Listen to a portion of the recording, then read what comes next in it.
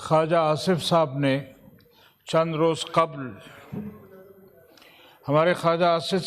चंद रोज़ कबल इस्लामाबाद में मदारिस व मसाजिद के मुताल्लिक़ अपने तासुरात का इजहार किया है और मैं हैरान हूँ कि उनको यहाँ पर ये कहा गया कि यहाँ बहुत सारी मसाजिद जो हैं वो गैर क़ानूनी तौर पर बनाई गई हैं।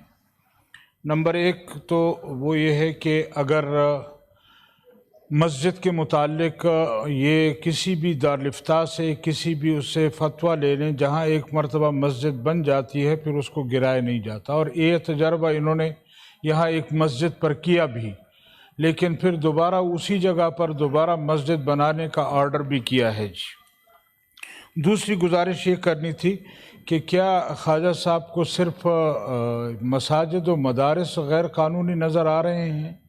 क्या यहाँ पर मुख्तलिफ़ सोसाइटियाँ जो बनाई गई हैं वो नज़र नहीं आ रही?